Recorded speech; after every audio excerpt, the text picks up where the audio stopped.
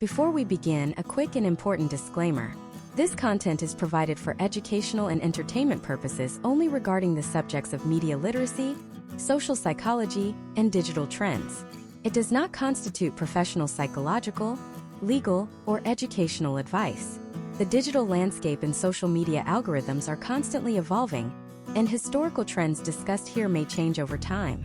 Viewers are strongly encouraged to conduct their own due diligence, consult with qualified professionals, and critically evaluate all information encountered online. In the next 60 seconds, over 3 million posts will be uploaded to the primary social media platforms used by American teenagers. By the time this video concludes, a staggering percentage of the youth population in the United States will have encountered at least one piece of information that is demonstrably false, yet engineered to appear as an absolute, undeniable certainty.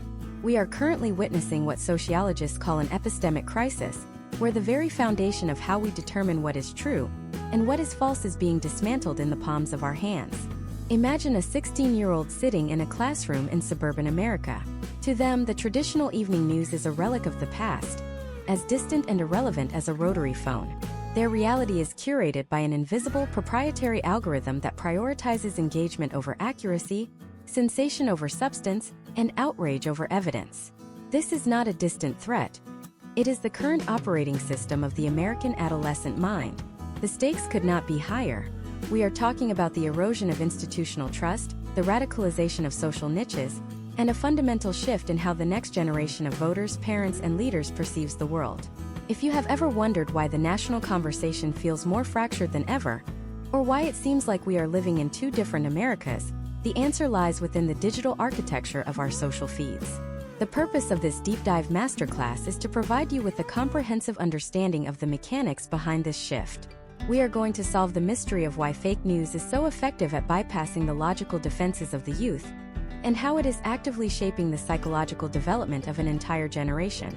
By the end of this series, you will possess the tools to identify the hidden structures of misinformation, understand the biological vulnerabilities that social media exploits, and recognize the long-term potential outcomes of a society that can no longer agree on a shared set of facts. This is the definitive guide to understanding the most significant cultural transformation of the 21st century. To understand the magnitude of this issue, we must first look at the sheer scale of news consumption among young people. Historical trends indicate a massive migration away from traditional gatekeepers of information. For decades, the flow of news was controlled by a handful of major networks and newspapers that adhered to a specific set of editorial standards. While these institutions were never perfect, they provided a centralized water cooler for the nation. Today, that water cooler has been replaced by a fragmented web of influencers, anonymous accounts, and automated bots. Research from the Pew Research Center has consistently shown that a majority of Gen Z and Alpha populations now receive their primary news updates from short-form video platforms. This shift is not merely a change in medium, it is a change in the nature of information itself. On these platforms, a 30-second video from an unverified source carries the same visual weight and emotional authority as a report from a seasoned investigative journalist. This leads us to the concept of the illusion of truth. This is a psychological phenomenon where repeated exposure to a statement increases the likelihood that a person will believe it to be true, regardless of its actual factual basis. In the context of social media, the algorithm creates a feedback loop that serves as a high-speed delivery system for this effect. When a young person engages with a piece of misinformation, perhaps a conspiracy theory about a public health crisis or a distorted historical narrative, the algorithm interprets that engagement as a preference. Consequently, the user is fed more of the same content. Within hours, their entire feed is populated by different voices all echoing the same false narrative. To the developing brain, this creates a false consensus. They feel as though everyone is saying it, so it must be true. They are not being presented with a debate, they are being submerged in a silo. We must also examine the biological vulnerability of the adolescent brain. Neuroplasticity is at its peak during these years, and the prefrontal cortex, which is responsible for critical thinking and impulse control, is still under construction. This makes youth particularly susceptible to the dopamine economy. Social media platforms are designed to trigger dopamine releases through likes, shares, and high-intensity emotional content. Fake news is almost always designed to be high-arousal content. It aims to provoke fear, anger, or a sense of exclusive belonging.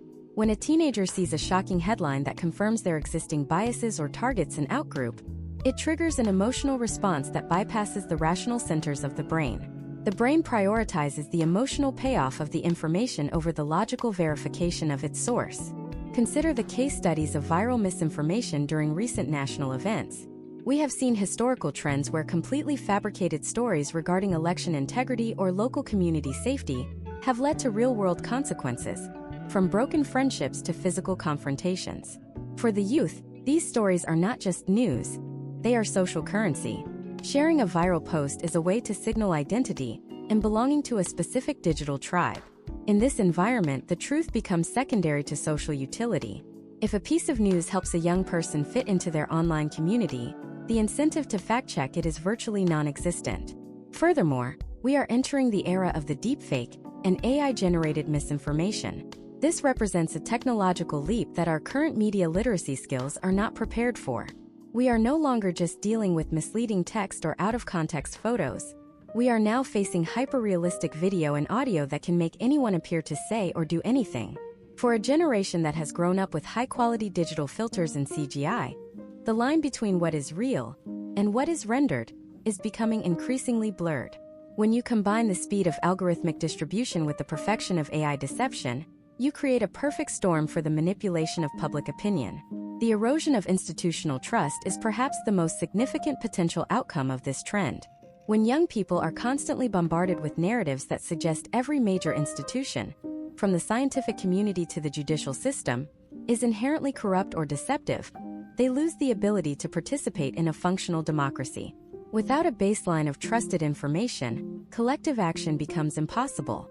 We are seeing a generation that is highly skeptical of traditional authority, but ironically highly trusting of anonymous digital voices that confirm their suspicions.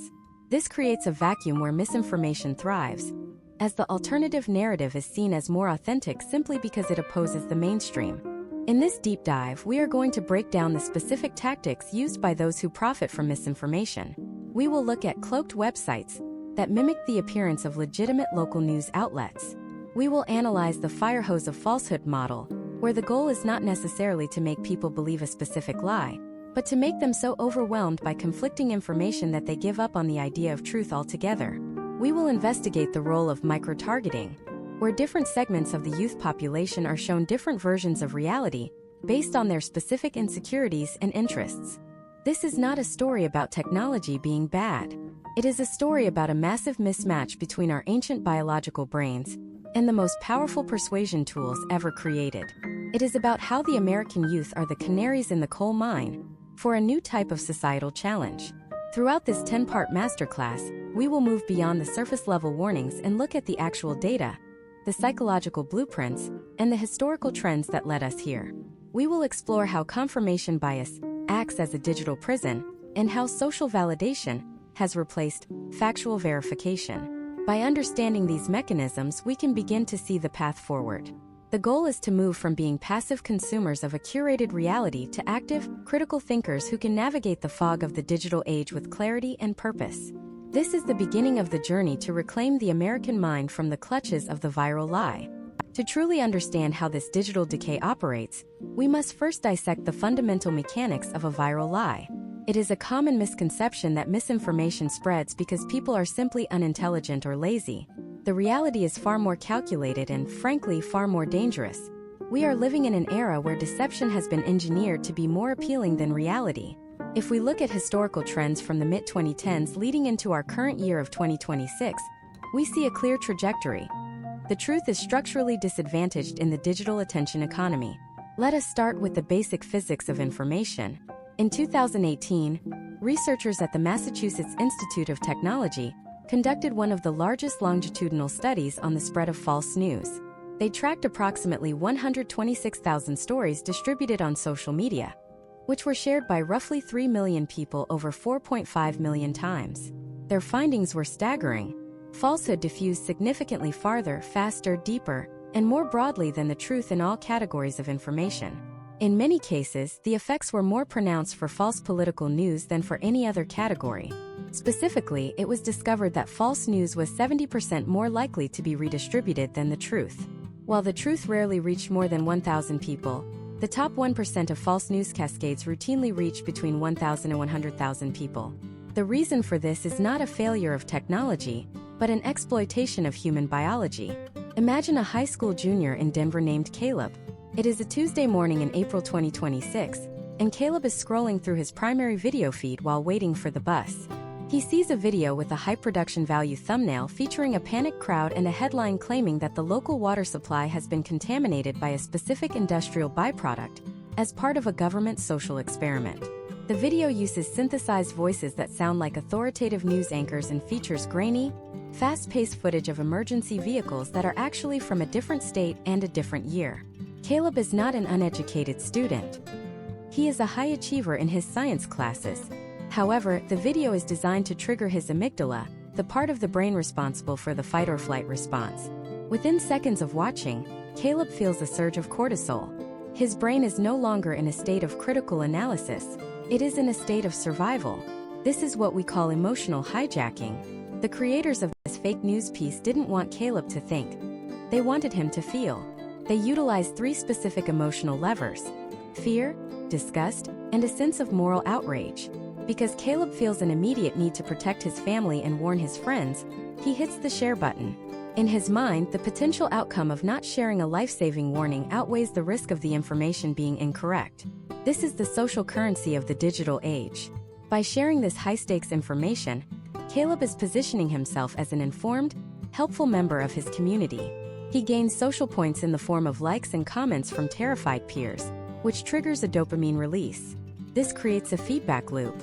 His brain begins to associate the sharing of sensationalist, unverified content with a positive neurochemical reward.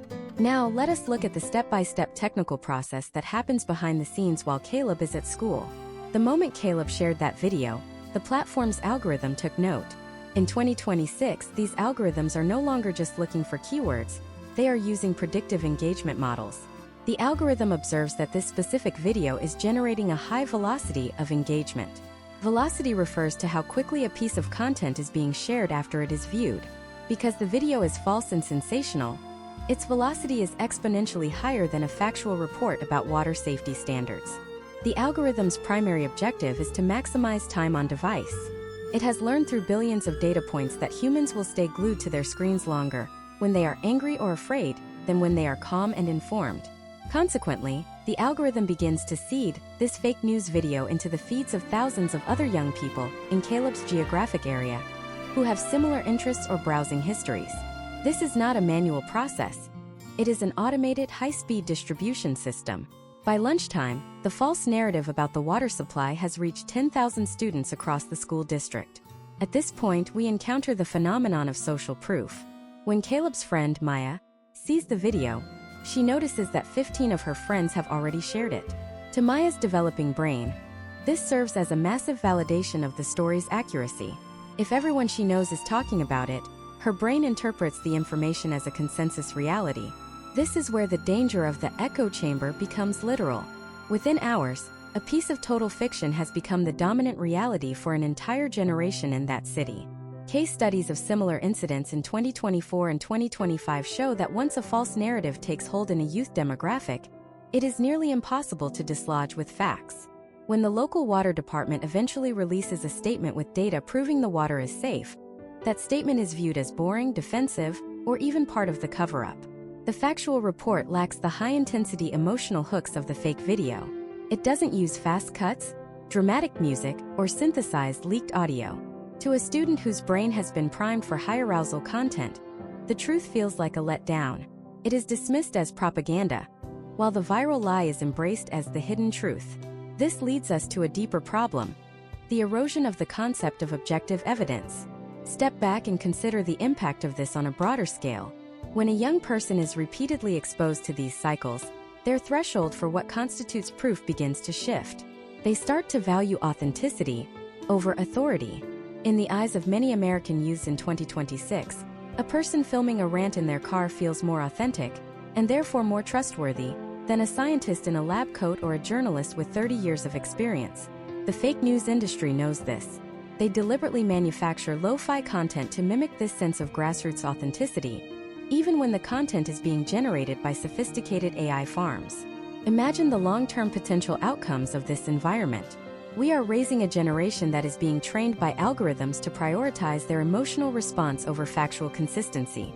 This isn't just about one fake video about water.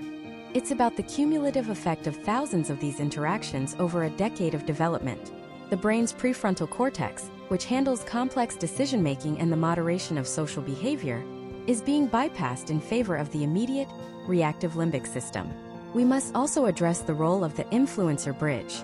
Often, fake news doesn't just travel through anonymous bots. It is picked up by micro-influencers who have spent years building trust with their audience.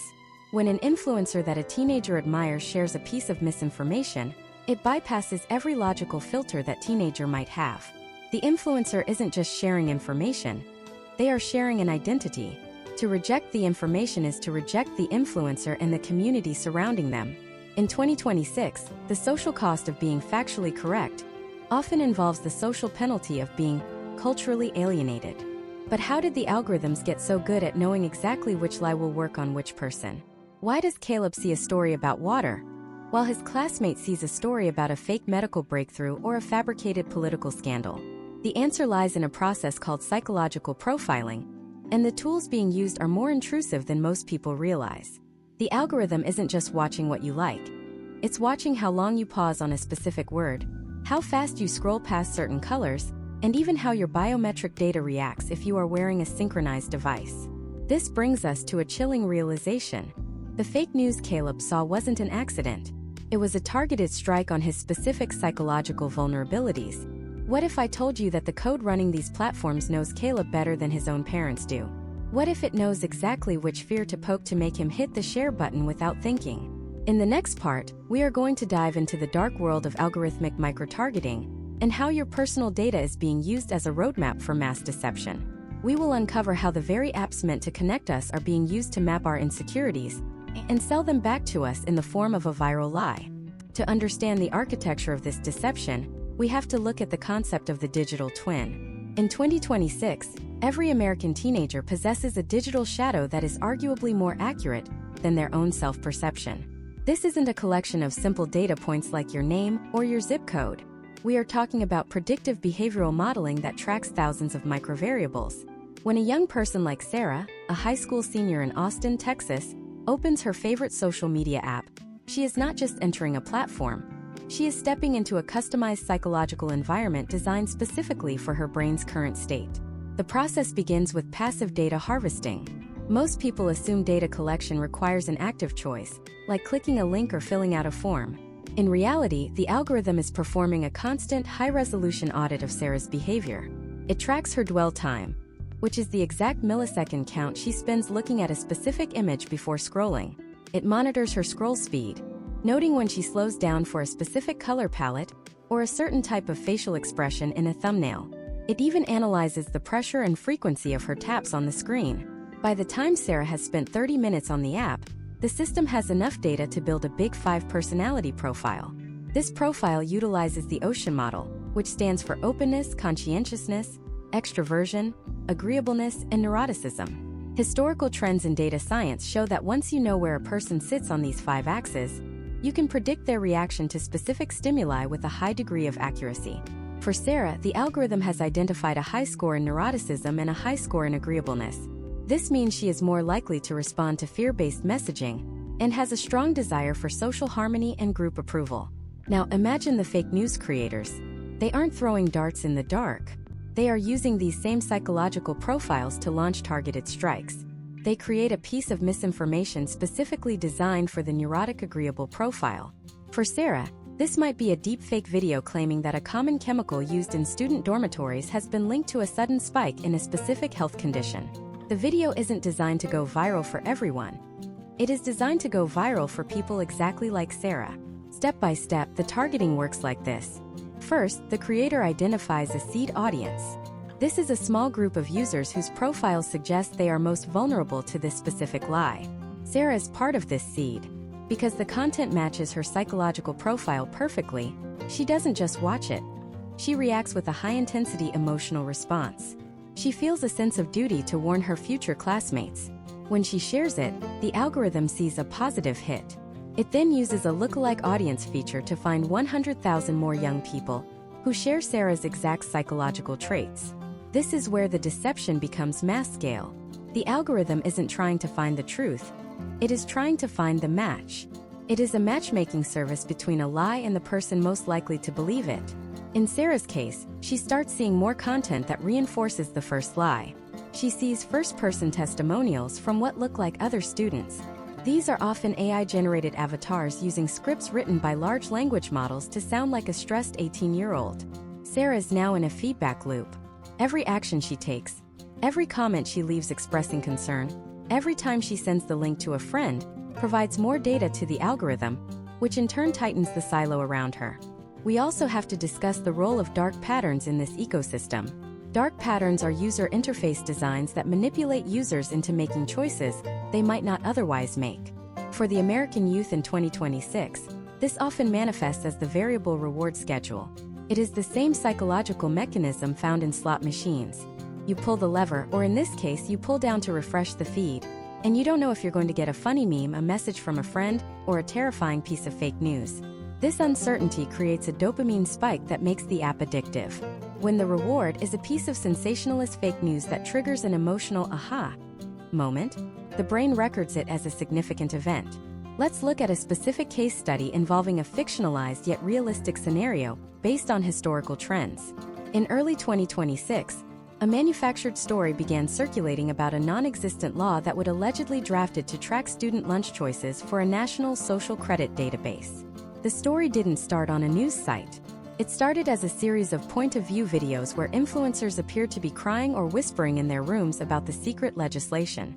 Because the algorithm knew which students were already skeptical of government overreach, it funneled this content directly to them. The students didn't go to a search engine to verify the law. Why would they? Their entire digital world was telling them it was real. They were seeing leaked documents that were actually just cleverly formatted PDFs generated by AI. They were seeing reactions from people they trusted. This created a phenomenon known as information layering. Even if a student was skeptical of the first video, by the 10th video, their defenses were worn down. This is a cognitive tactic where the sheer volume of misinformation overcomes the quality of the evidence. Furthermore, the platforms in 2026 have integrated internal search features that are even more biased than the main feed. If Sarah tries to do her own research within the app, the search results are prioritized based on her existing profile. If she searches for the fake chemical story, the top 10 results won't be scientific journals. They will be more videos from the same creators she has already engaged with. The search function becomes a confirmation function. It gives the user the illusion of agency, while keeping them firmly within the managed reality. The potential outcomes of this are devastating for the developmental process. Adolescence is a period when the brain is supposed to be learning how to weigh evidence, understand nuance, and engage with conflicting viewpoints. Instead, the algorithm is providing a pre-chewed reality that removes all friction. It is training the youth to believe that if something feels true, it is true.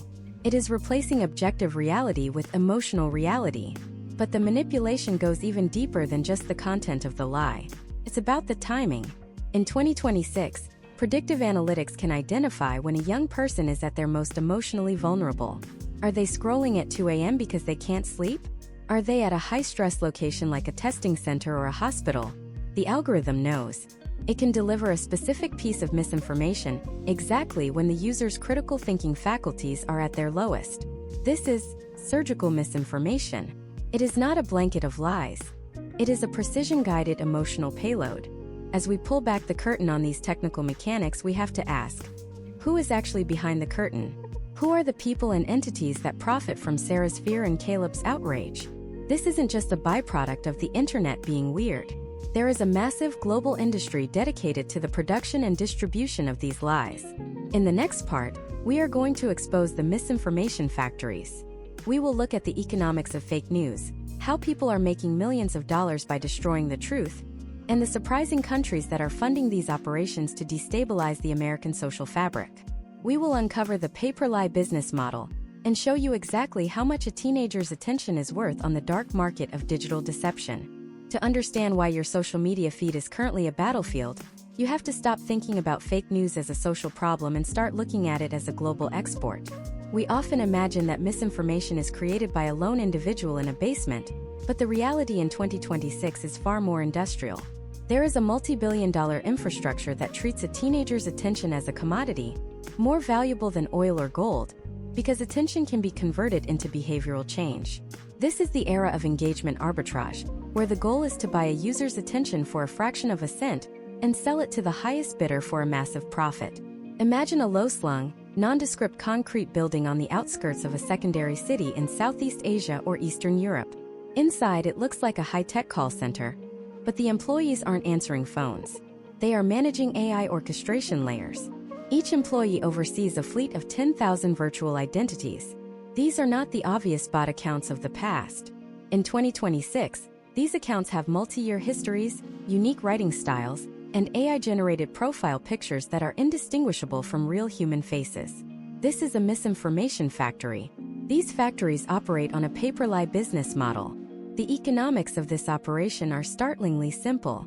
Consider Marcus, a 19-year-old college sophomore in Orlando, Florida. Marcus is a typical student, active in online gaming communities and interested in local politics. To the owners of a misinformation factory, Marcus is a target with a specific market value. Historical trends in programmatic advertising show that a US-based consumer in the 18 to 24 demographic is the most expensive to reach through legitimate channels. If a legitimate brand wants to show Marcus an ad, they might pay 50 cents per click.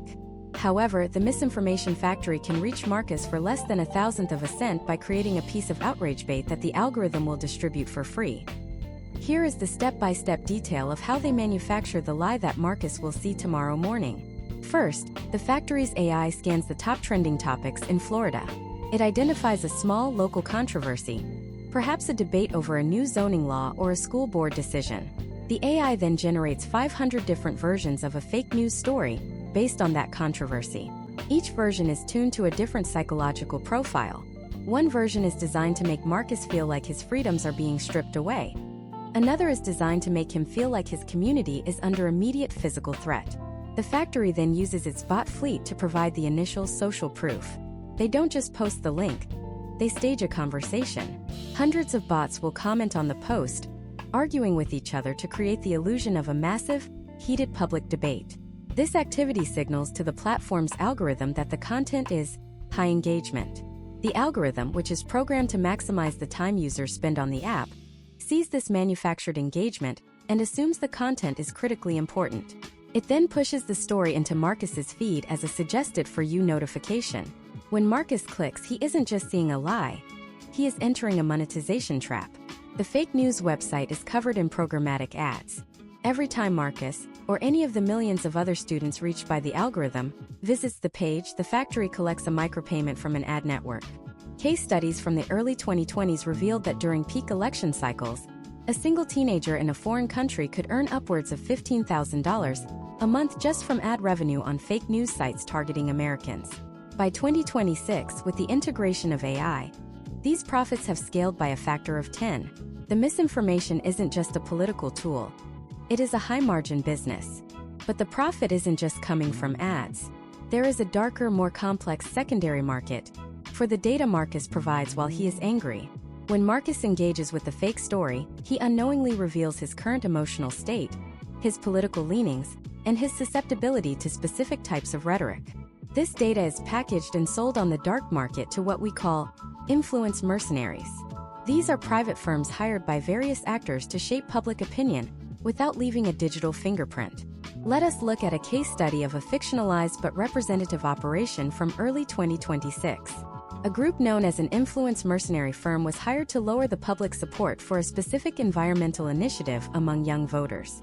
Instead of running traditional negative ads, they used a misinformation factory to create a series of viral videos claiming that the initiative would actually lead to a mandatory digital curfew for anyone under 21. This was a complete fabrication. However, because it was delivered through the same influencers and community channels that young people trust, the narrative took hold. Within 3 weeks, polling showed a 22% drop in support for the initiative among Gen Z. The cost to the firm was roughly $50,000.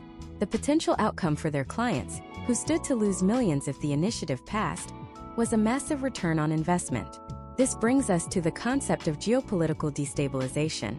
In 2026, foreign actors have realized that they don't need to hack into the US power grid to cause damage. They can simply hack the American perception of reality. By funding these misinformation factories, they can exacerbate existing social divisions. They don't necessarily care which side Marcus takes. They only care that he is angry, distrustful of his neighbors, and cynical about his government. The goal is to create informational exhaustion. This is a state where the youth, overwhelmed by the sheer volume of conflicting lies, simply stop participating in the democratic process altogether. For the American youth, the cost of this industry is paid in psychological health and social cohesion. Imagine if every time you went to a library 90% of the books were written by people trying to manipulate you for 3 cents. That is the current state of the digital library the youth carry in their pockets. They are living in a world where truth is whatever the most efficient algorithm says it is. We must also consider the identity theft of the narrative. In 2026, factories are now using digital puppetry.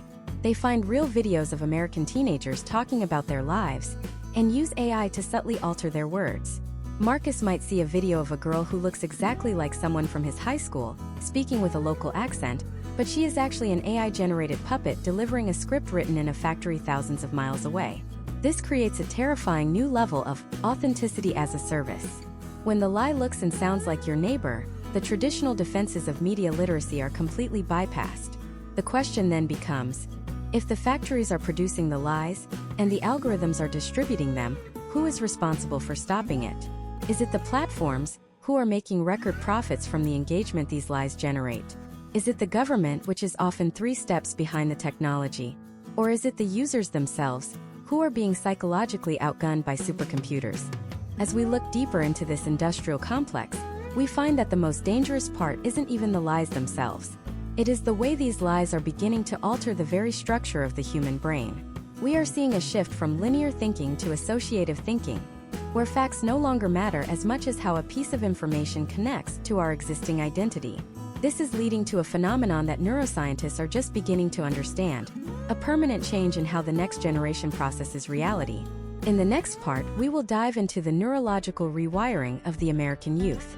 We will explore the TikTok brain phenomenon, and how short-form misinformation is literally changing the physical structure of the adolescent mind, making them more susceptible to manipulation than any generation in human history. We will look at the brain scans that show what happens when a lie meets a dopamine-starved mind. To understand why the American youth are uniquely vulnerable to the viral lie, we have to look past the pixels and into the gray matter. We are currently observing a massive, uncontrolled neurological experiment on a generation of developing brains. The adolescent brain is not a finished product. It is a construction site where the plumbing and wiring are still being installed. Between the ages of 12 and 25, the brain undergoes a process called synaptic pruning, where unused neural connections are cleared away while active ones are reinforced. This is the biological foundation of the phrase neurons that fire together, wire together. In the current year of 2026, the neurons of millions of young Americans are firing primarily in response to the high-velocity, low-substance stimuli of short-form misinformation. Imagine Leo, a 17-year-old high school senior living in suburban Chicago. Leo is an average student, a soccer player, and a frequent user of social media. Like many of his peers, Leo consumes between 6 and 8 hours of digital content daily. For Leo, the primary interface with reality is a stream of 30-second videos. From a neurological perspective, this constant stream of novel, high-arousal content is a continuous dopamine delivery system. Every time Leo swipes and finds a shocking headline or a controversial claim, his nucleus accumbens, the reward center of the brain, is flooded with dopamine. This creates a state of hyperarousal and a craving for the next hit. However, the cost of this dopamine loop is the starvation of the prefrontal cortex.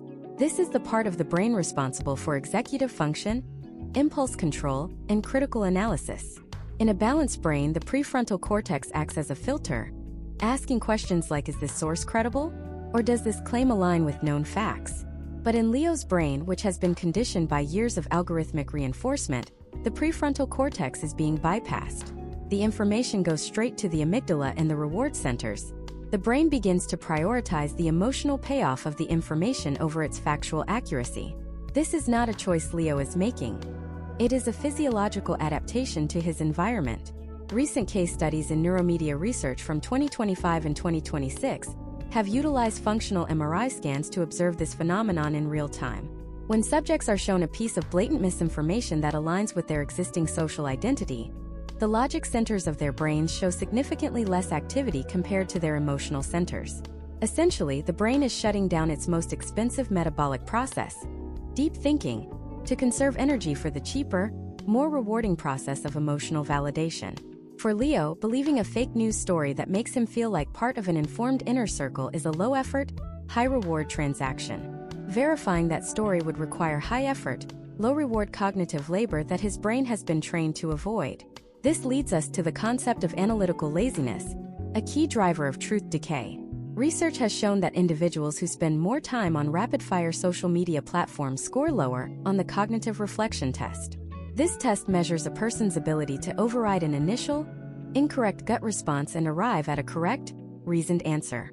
For a generation raised on the scroll, the gut response has become the only response. If a piece of news feels right, the brain accepts it as true.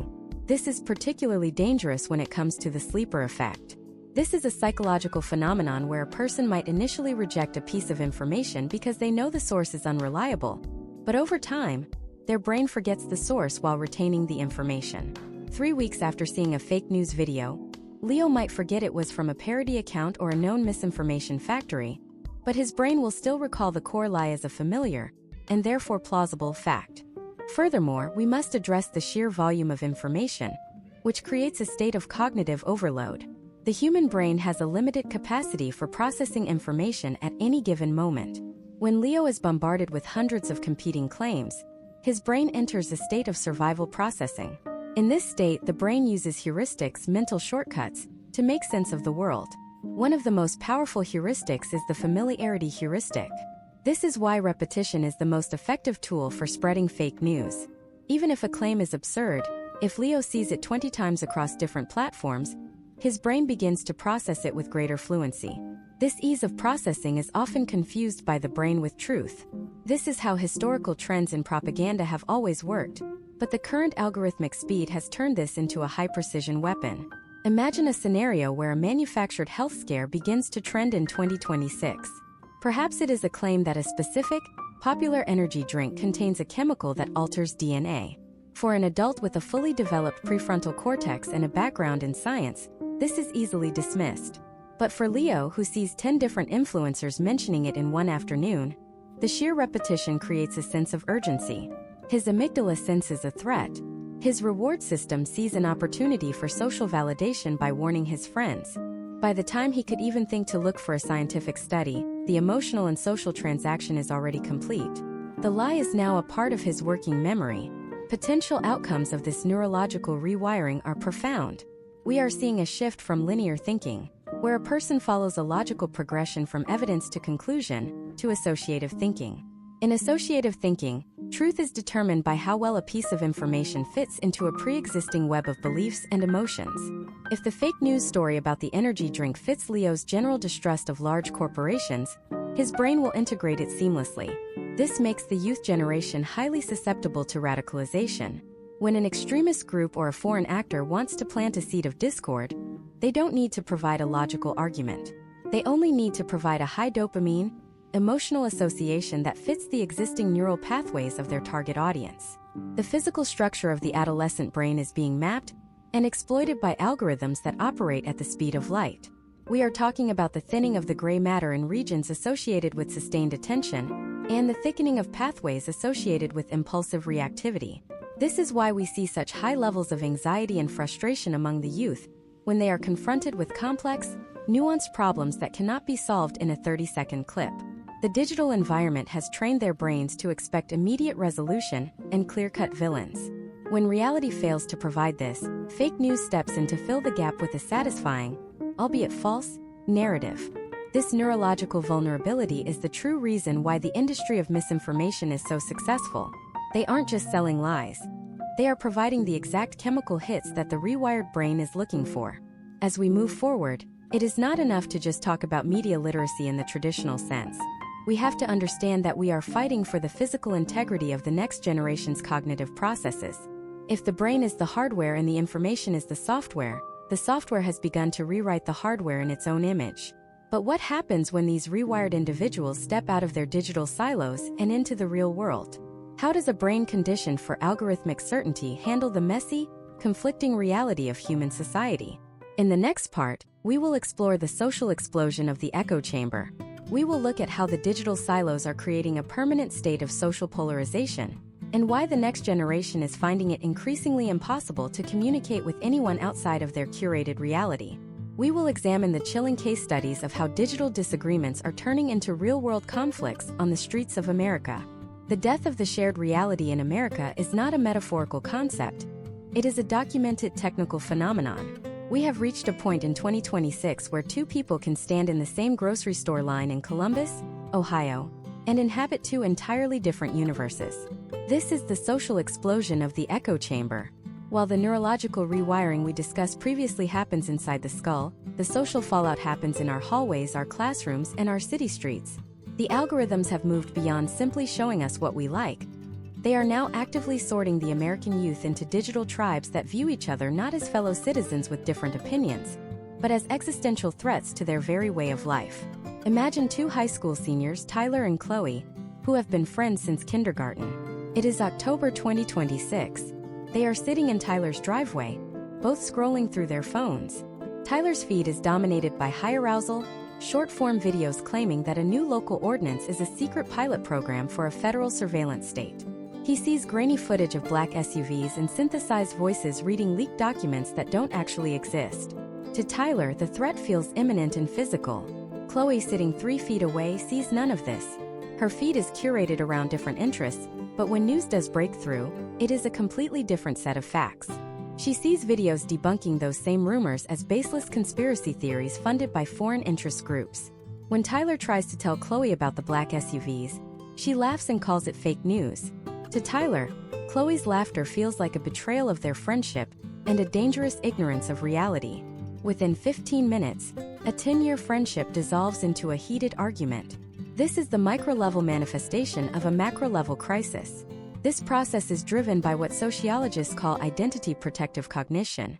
This is a psychological defense mechanism where individuals subconsciously resist factual information that threatens their connection to a particular social group. For the American youth in 2026, social groups are no longer defined by geography or shared hobbies. They are defined by the digital silos they inhabit. When a piece of misinformation enters one of these silos, it becomes a boundary marker. To believe the lie is to be a member of the tribe. To question the lie is to risk social excommunication. In this environment, fact-checking is not seen as an intellectual exercise. It is seen as an act of hostility. Let us look at a step-by-step case study of how a digital disagreement in 2026 escalates into a real-world conflict. In March 2026, a fake news story began circulating in a mid-sized city in North Carolina. The story claimed that a local youth sports center was being closed down to house a secretive group of unidentified individuals. The misinformation started as a single post in a closed messaging group for local teenagers. Within 6 hours, a micro-influencer with 40,000 followers, mostly local high schoolers, reposted the claim with a caption asking why the media was silent. This is the influencer signal that provides the first layer of perceived legitimacy.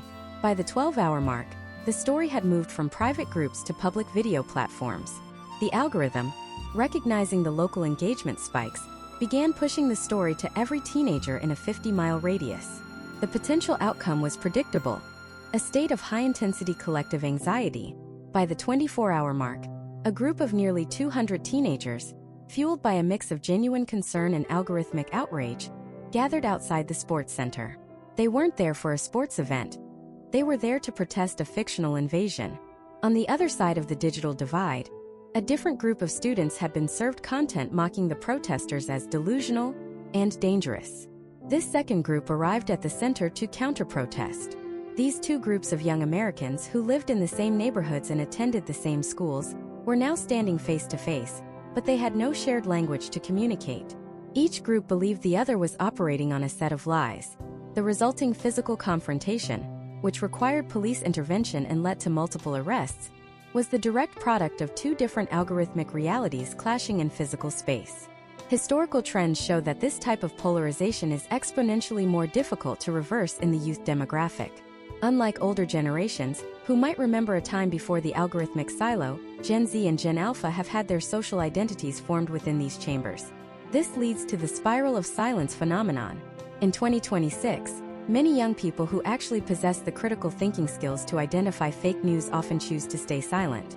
They see the social cost of challenging a viral lie within their friend group, the doxing, the canceling, and the social isolation, and they decide that the truth is not worth the price of their digital reputation. This silence allows the most radical and false voices to dominate the conversation, creating a false sense of consensus. We must also examine the concept of the othering process. Fake news on social media rarely focuses on abstract ideas. It focuses on villains. It identifies an outgroup and attributes to them the most heinous and unbelievable actions. In 2026, we are seeing a trend where misinformation factories use AI to generate fake, incriminating evidence against specific student groups or local community leaders. When a teenager like Tyler is consistently shown content that portrays Chloe's social group as evil or un-American, the psychological barrier to empathy is destroyed. The other is no longer a person. They are a character in a digital narrative of good versus evil. The social fabric of the United States is being unraveled thread by thread by the hyper-efficient distribution of these divisive lies. We are seeing a measurable decline in civic participation among young people who feel that the other side has already cheated or rigged the system based on fake reports they saw on their feeds. This isn't just a political problem. It is a foundational crisis for the stability of any democratic society. If the next generation cannot agree on a shared set of facts, they cannot engage in the compromise and debate necessary for self-governance. The data from 2026 indicates that this polarization is also affecting the mental health of the youth.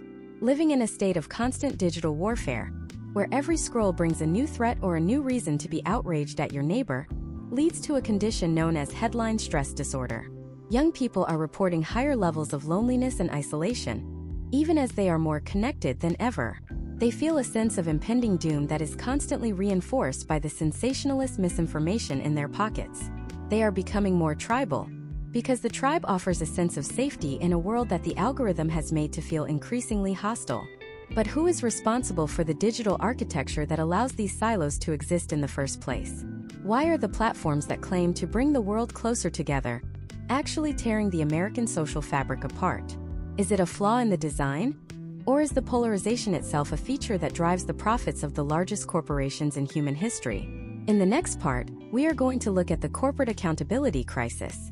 We will go behind the glass doors of the Silicon Valley giants and examine the internal memos and the whistleblower reports that reveal exactly what big tech knows about the damage their algorithms are doing to the American youth. We will uncover the profit over person metrics that keep the misinformation machine running at full speed and ask the terrifying question: have we built a system that is now too big and too profitable to fix? To answer that, we must peel back the curtain of the Silicon Valley boardroom and look at the mathematical reality of the attention economy. In 2026, the primary conflict within the headquarters of the world's largest social media platforms is not between good and evil, but between two competing metrics: growth and integrity. These companies are publicly traded entities with a fiduciary responsibility to their shareholders to maximize profit. In the digital world, profit is a direct function of engagement. When a teenager stays on an app for an extra 10 minutes, that is 10 more minutes of data harvesting and 10 more minutes of ad impressions. The fundamental problem is that the content most likely to keep a young person glued to their screen is rarely the most accurate. It is the most provocative. Inside these tech giants, there are teams known as trust and safety divisions. These individuals are tasked with identifying and mitigating the spread of misinformation. However, historical trends and leaked internal memos from the mid-2020s suggest a consistent pattern. When the goals of the safety team clash with the goals of the growth team almost always wins. Imagine a lead engineer named Ethan working at a major short-form video platform in Menlo Park. It is a rainy Tuesday in early 2026. Ethan is reviewing an A/B test for a new recommendation algorithm. Version A of the algorithm is highly accurate and prioritizes verified news sources. Version B, however, leans into suggested content based on high-intensity emotional triggers. The data is undeniable. Version B increases the average daily active usage among American teenagers by 14%. It also increases reshares by 22%. From a business perspective, version B is a goldmine. It represents hundreds of millions of dollars in potential quarterly revenue. But Ethan's dashboard also shows a misinformation flare.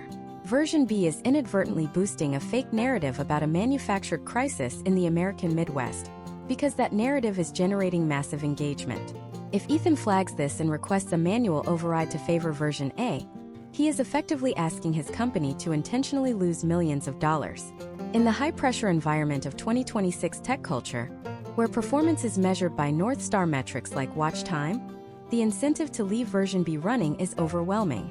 This is what we call the moral hazard of the algorithm. The machines aren't programmed to lie.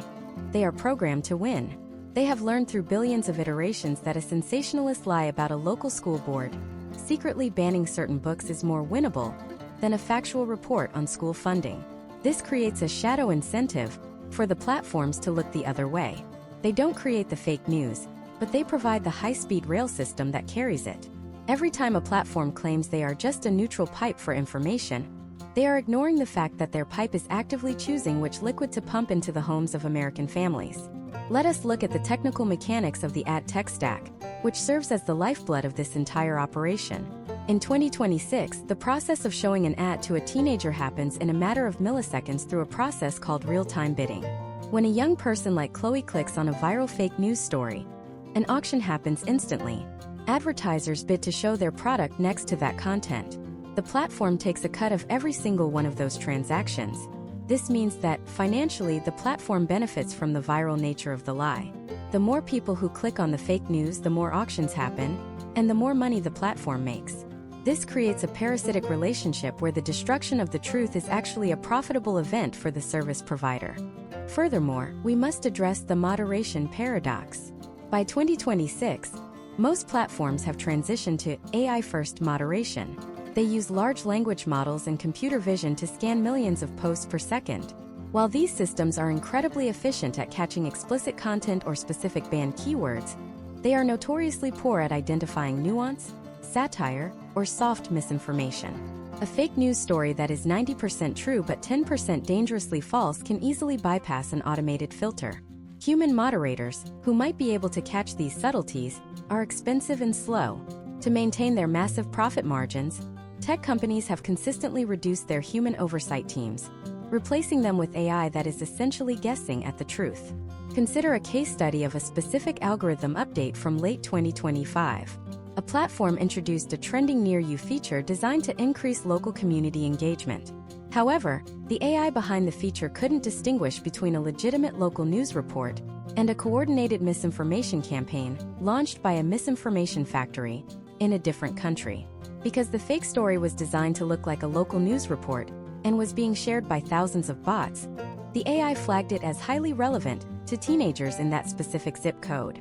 Within 4 hours, an entire school district was in a state of panic over a non-existent threat. The platform's internal integrity dashboard showed the spike in misinformation, but because the feature was also driving record-breaking engagement numbers, the decision to disable it was delayed by over 48 hours. By then, the social damage was already done. This brings us to the legal shield known as Section 230 of the Communications Decency Act.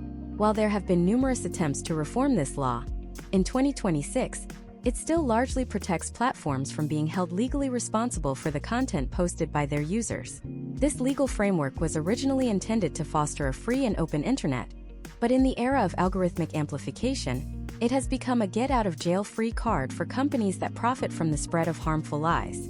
If a newspaper prints a lie that causes a riot, they can be sued for libel. If a social media platform uses a supercomputer to push that same lie into the pockets of every teenager in America, they are often legally immune.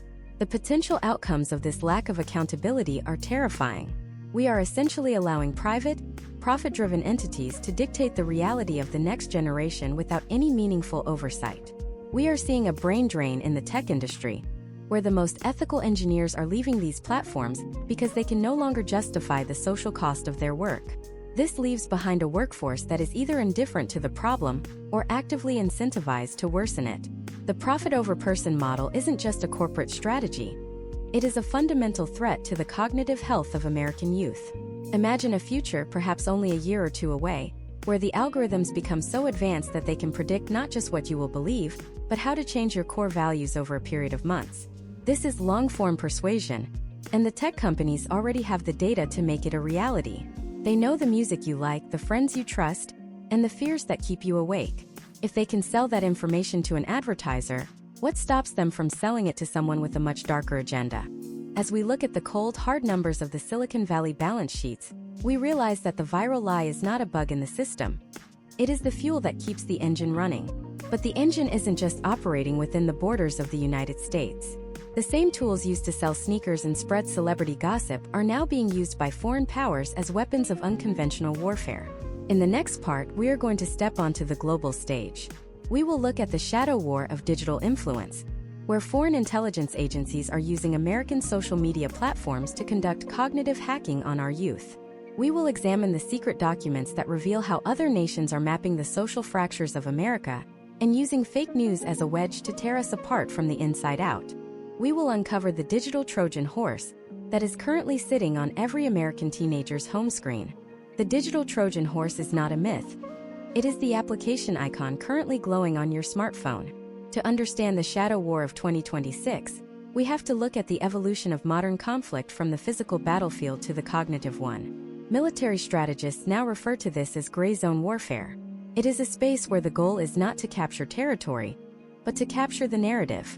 Foreign intelligence agencies have realized that it is far more cost-effective to collapse a society from within by destroying its shared sense of truth than it is to engage in conventional military maneuvers. For an adversary, the American teenager is the perfect target because they are the most connected, the most expressive, and the most neurologically malleable segment of the population. Consider Jackson, a 19-year-old student at the University of Michigan.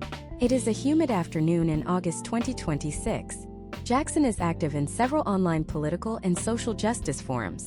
What Jackson doesn't know is that 3 of the most influential accounts he follows, accounts that seem to perfectly mirror his own frustrations with the current economy and social climate, are not managed by Americans. They are operated by a specialized psychological operations unit thousands of miles away. These are not bots. They are what we call high-fidelity sock puppets. They use advanced large language models to mimic American slang, cultural references, and even regional accents with 100% precision. They have been interacting with Jackson for months, building trust through shared outrage and inside jokes. This is the first step in a process called cognitive hacking. Unlike a computer hack that targets software, a cognitive hack targets the wetware of the human brain. The objective is to distort a person's perception of reality, so that they unknowingly act in the interest of the attacker. For the adversary, the goal is not necessarily to make Jackson a supporter of a foreign government. In fact, that would be too obvious. The goal is to make Jackson radicalized against his own neighbors. The intelligence agencies use big data to perform fracture mapping. They scan millions of public social media interactions to identify the exact social, racial, and economic fault lines in American society. Once they find a crack, they use fake news as a wedge to drive it deeper. Imagine if you could see the digital blueprint of Jackson City. The adversary sees a map of tensions. They identify a local controversy, perhaps a debate over a new high-speed rail project or a controversial school board appointment. In the year 2026, they don't just post a fake article about it, they manufacture an entire ecosystem of deception. Step 1. The unit creates a series of AI-generated videos showing leaked footage of local officials taking bribes from a fictional foreign conglomerate. Step 2. The sock puppet accounts that Jackson trusts share this footage with high-intensity captions like, "They are selling our future," and "Why is nobody talking about this?" Step 3. The unit uses inorganic engagement, thousands of automated likes and shares, to trick the platform's algorithm into thinking this is a local grassroots movement. Within 48 hours, Jackson is not just seeing this information, he is feeling it. The adrenaline and cortisol response we discussed in previous parts are now being triggered by a foreign entity. Jackson feels a moral obligation to act. He organizes a protest on campus, completely unaware that the original spark for his outrage was manufactured in a foreign military laboratory. This is the ultimate potential outcome of the shadow war. The adversary achieves its strategic goal, creating social chaos and delegitimizing local government, without ever firing a single bullet. They have turned American citizens into their own unwitting infantry. Historical trends show that this methodology has refined itself over the last decade. In 2016, the interference was clunky, often featuring broken English and obvious bot behavior. By 2020, it moved into the realm of organized memes and group manipulation. In 2026, we are in the era of reflexive control. This is a technique where you provide your opponent with specifically prepared information to incline them to voluntarily make a predetermined decision. The adversary knows Jackson so well that they can predict exactly which lie will make him take to the streets. They are not just lying to him. They are managing his reactions. We also have to look at the concept of meme warfare as a delivery vehicle for these psychological payloads. In 2026, memes are the primary unit of information for the youth. They are fast, emotional, and require zero critical thinking to consume. Foreign intelligence units have dedicated departments of cultural engineers who study American internet subcultures. They create memes that carry a viral load of misinformation wrapped in a layer of humor or irony. This makes the information sticky. Even if Jackson knows a meme is a joke, the underlying message, the idea that his country is broken or his neighbors are the enemy, stays in his subconscious. This is the sleeper effect on a national scale. Case studies of 2026 digital interference reveal that these foreign units often play both sides of a conflict. In a single afternoon, the same unit in a foreign capital will generate 500 pieces of content supporting a specific social movement, and 500 pieces of content attacking it with the most vitriolic, hateful language possible. Their goal is to maximize the social friction. They want the conversation to be so loud, so angry, and so filled with fake news that the truth becomes irrelevant. They are looking to create informational nihilism, a state where the youth believe that everyone is lying, so they might as well just follow the loudest voice in their own tribe. The technical sophistication of these operations has scaled exponentially with the arrival of real-time deepfake audio. Imagine Jackson receives a voice memo in a group chat that sounds exactly like a prominent local leader making a racist or classist remark. In 2026, creating that audio takes less than 5 seconds of source material. Jackson has no reason to doubt it. It sounds like the person, it has the right background noise, and it confirms his worst fears. By the time the leader can issue a denial, the audio has been heard by 5 million people and has sparked 3 separate riots. This is the fire hose of falsehood, upgraded with the power of artificial intelligence. The potential outcome for the United States is a permanent state of internal destabilization. If the youth, the future of the workforce, the military, and the government are constantly being manipulated by foreign cognitive hacks, the national security of the country is compromised at its very foundation. We are looking at a generation that is being trained to view their own democratic institutions through a lens of manufactured cynicism. This isn't just about fake news, it's about the systematic erosion of the social contract. But how do we fight an enemy that is invisible, that lives in our pockets, and that knows our psychological weaknesses better than we do? Is the answer more censorship, which risks our own fundamental values? Or is there a way to build a cognitive shield that can protect the American mind from these digital pathogens? As we move into the final chapters of this masterclass, we are going to look at the emerging science of inoculation theory. We will explore how we can vaccinate the youth against misinformation before it reaches them. We will uncover the pre-bunking techniques that are currently being developed to train the brain to spot a lie in real time. In the next part, we will look at the resistance. We will meet the data scientists, the educators, and the young activists who are fighting back against the algorithms to reclaim their reality. We will show you the exact steps you can take today to deprogram your own feed and protect your mind from the shadow war. The battle for the future is not happening in a distant land. It is happening in the next 30 seconds of your scroll. The shift from being a casualty in the digital shadow war to becoming a resilient participant begins with a concept that sounds medical, because it is rooted in the same logic as modern medicine: inoculation theory. Developed initially in the 1960s by social psychologist William McGuire and heavily modernized for the digital landscape of 2026, this theory suggests that we can build a psychological immune system against lies. Just as a biological vaccine introduces a weakened version of a virus to trigger the body's natural defenses, digital inoculation introduces young people to the common tactics and tropes of misinformation before they are actually targeted by them. This is the foundation of the resistance. Imagine Elena, a 21-year-old student at the University of California, Berkeley. She is part of a growing movement of digital activists who call themselves algorithm auditors. In early 2026, Elena noticed that her younger brother was falling down a rabbit hole of videos claiming that a major US city was secretly being cleared to make way for a foreign military base.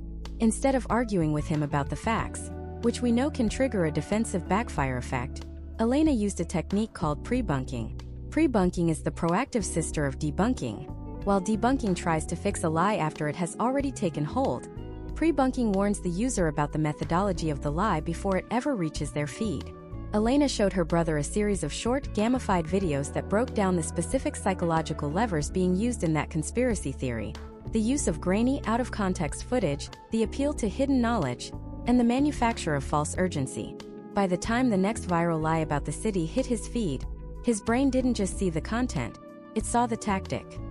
He recognized the fear-mongering script before he even processed the news. This is the core of the cognitive shield. Historical trends in 2024 and 2025 showed that when students were taught to identify the mechanics of manipulation, such as emotional manipulation, logical fallacies, and the use of false experts, their susceptibility to misinformation dropped by nearly 40%. Step by step, the resistance is implementing this through a framework known as SIFT, a methodology developed by digital literacy experts and widely adopted in U.S. schools by 2026. SIFT stands for Stop, Investigate the Source, Find Better Coverage, and Trace the Original Context. Let us look at how a student named Mason in Seattle uses SIFT to deprogram his own feed. Mason, a high school junior, realized his feed was becoming an echo chamber of local political outrage. To break the cycle, he started with the first letter, stop. Whenever he feels a sudden surge of anger or fear after seeing a post, he stops. That emotional spike is a signal that his amygdala is being targeted. Next, he investigates the source. He doesn't just look at the account name. He performs a search for the account's history and reputation outside of the platform. He often finds that the breaking news account was created only 3 weeks ago and primarily shares content from known misinformation factories. Then he finds better coverage. This is a process called lateral reading. Instead of staying on the page of the viral post, Mason opens a new tab and searches for the topic to see what other, more established news outlets are saying. If a massive explosion is happening in a major U.S. city, every reputable news organization in the world would be covering it. If only one anonymous account on a social media platform is talking about it, Mason knows he is looking at a lie. Finally, he traces the original context. He uses reverse image search tools to see where a shocking photo actually came from. Often, he discovers that a current photo of a riot is actually a decade-old image from a different country. But the resistance goes deeper than just individual habits. It is about reclaiming the algorithm itself. In 2026, we are seeing the rise of user-side AI agents. These are independent tools that act as a layer between the user and the platform's recommendation engine. These agents audit the feed in real time, highlighting content that uses high-arousal emotional language or has been flagged by fact-checking consortiums.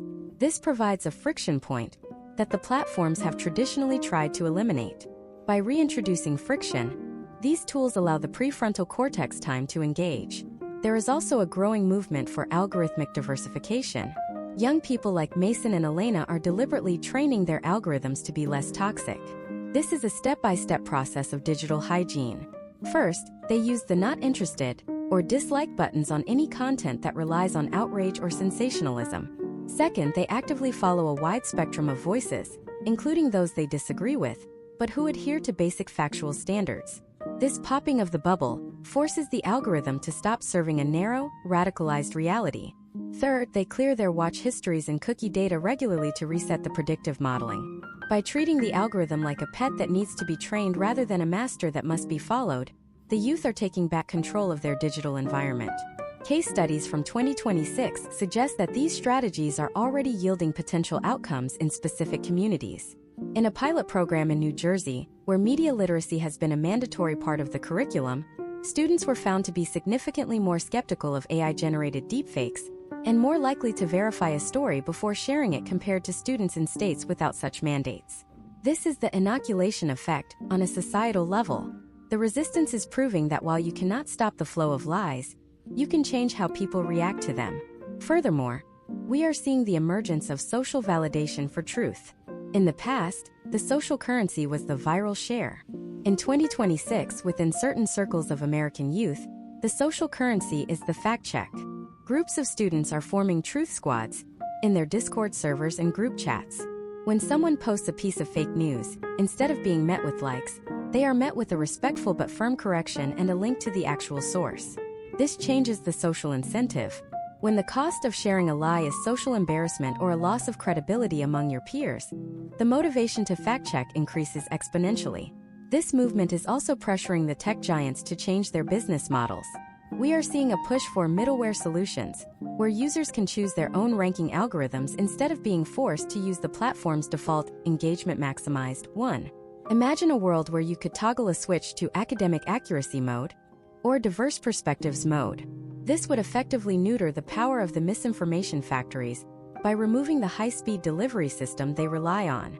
However, the resistance faces a massive hurdle. For every student like Elena or Mason, there are thousands who are still trapped in the high dopamine loops we've discussed.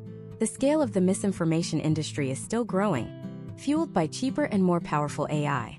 We are in a race between cognitive education and technological manipulation. The current data shows that while the resistance is winning battles in classrooms and small communities, the wider war for the American mind is still undecided.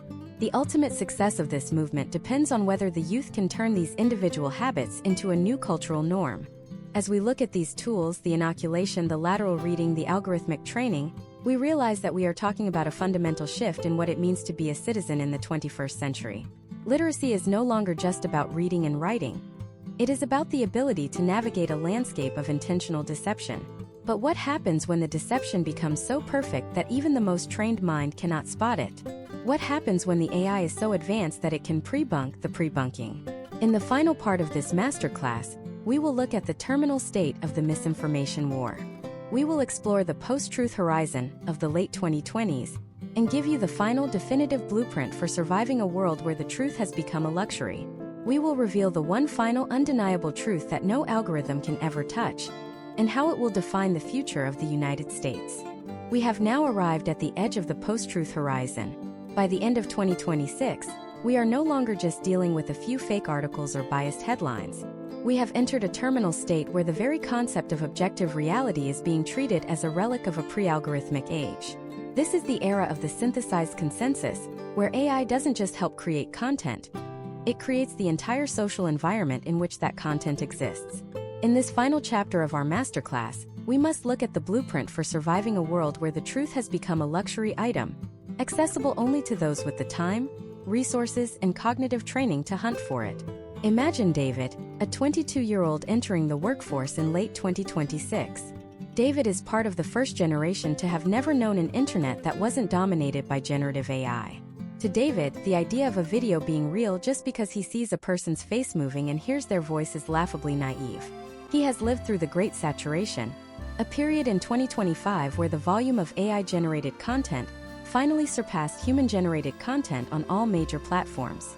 In David's world, the free internet has become a digital wilderness, a toxic sludge of automated bots arguing with other bots, while hyper-personalized misinformation campaigns are served to him with surgical precision. This is the dead internet theory brought to life. The first potential outcome of this terminal state is the emergence of a cognitive class divide. Historically, information was a democratizing force. The internet was supposed to give everyone equal access to the truth. However, by 2026, we are seeing a reversal. Truth is becoming expensive. We are seeing the rise of high-walled, human-vetted information sanctuaries. These are subscription-based communities where every piece of information is verified by human experts and cross-referenced with physical world evidence. For the wealthy and the well-educated, the truth is a curated service. But for the vast majority of American youth who rely on free, ad-supported, algorithmically driven platforms, the reality they consume is increasingly detached from the physical world. They are living in an information ghetto where the news is whatever generates the most profitable reaction for the platform owners. Let us look at a case study from November 2026, an event researchers are calling the Ghost News Incident. A coordinated network of AI agents, using sophisticated language models, began reporting on a non-existent economic collapse in a major U.S. sector. They didn't just write articles, they created fake stock tickers, fabricated live drone footage of closed factories, and generated thousands of realistic first-person accounts from worried employees.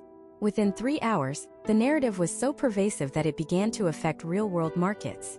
The youth, who are the most active on these high-velocity platforms, were the first to react, selling off assets and spreading the panic. By the time human regulators could step in to prove that the factories were still open and the workers were still at their desks, the social and economic damage was irreversible. The truth was there, but it was buried under a mountain of high-fidelity fiction. To survive this horizon, the American youth must adopt a new survival protocol, the human-centric verification model. This goes beyond the SIFT method we discussed. It requires a fundamental shift in how we value digital versus physical evidence. The final blueprint for digital survival involves three critical pillars. First, the move toward proof of personhood. In 2026, we are seeing the development of encrypted digital signatures that verify a piece of content was actually captured by a human being at a specific GPS coordinate at a specific time. For David, this means he no longer trusts any video that doesn't carry a verified, cryptographic timestamp. He has learned to ignore the viral and look for the verified. The second pillar is epistemic humility. This is the psychological practice of acknowledging that your own feed is a biased, curated hallucination. The youth who are surviving the misinformation crisis in 2026 are those who have trained themselves to feel a sense of skepticism precisely when they see something they agree with. They understand that the algorithm is a mirror, not a window. When an American teenager sees a post that perfectly confirms their pre-existing hatred or fear of another group, they have been trained to ask, "Why did the machine want me to feel this right now?" This shift from "what is the news" to "why am I seeing this?" is the ultimate defensive maneuver. The third and most important pillar is the return to physical propinquity. This is the one final undeniable truth that no algorithm can ever touch. The physical world is the only place where deceptions fail at scale. You can deepfake 1,000 videos of a protest, but you cannot deepfake the feeling of standing in a room with your neighbors. You cannot deepfake a handshake. You cannot deepfake the nuance of a face-to-face conversation. In 2026, we are seeing the rise of the neo-analog movement among the youth. They are deliberately moving their most important discussions, their political organizing, and their community building into the physical world. They are rediscovering the power of local town halls, paper newsletters, and face-to-face debate. They have realized that the more time they spend in the digital world, the more vulnerable they are to manipulation. The physical world is their fortress. The future of the United States in the late 2020s will be defined by this struggle between the digital lie and the physical truth. If we continue on our current path, we risk becoming a nation of fragmented tribes, each living in a custom-built reality that makes cooperation impossible. But there is another potential outcome. We are seeing a generation of digital natives who are becoming digital skeptics. They are learning that the most revolutionary thing they can do is to put down the phone and talk to the person standing next to them. They are realizing that while a lie can travel halfway around the world in a millisecond, the truth is built slowly, in person, through trust and shared experience. This masterclass has taken you through the factories that build the lies, the algorithms that spread them, the biology that accepts them, and the foreign powers that weaponize them. But the final takeaway is simple. The machine only has power if you stay plugged in. The viral lie is a parasite that requires your attention to survive. By reclaiming your attention, by investing in your local community, and by prioritizing human connection over algorithmic engagement, you become a digital ghost, someone the manipulators can no longer track or control. As we close this series, we leave you with an open loop that will define the next decade of American life. The technology of deception will only get better. The AI will become more persuasive, the deepfakes will become more perfect, and the algorithms will become more invisible. We are entering a great reconnect, where the most successful and resilient members of the youth generation will be those who learn to treat the digital world as a tool, not a reality. But a question remains. Will the institutions of the United States adapt in time to support this movement, or will the physical reality of our democracy be overwhelmed by the digital fiction of our feeds? The answer to that question isn't in a data center in Silicon Valley. It is in your pocket, waiting for you to turn it off. The next part of this story isn't a video. It is the conversation you are about to have with a real person, in the real world, about what is actually true. If you are ready to see how the Great Reconnect is already beginning in cities across America, stay tuned for our next deep dive into the rise of the analog underground.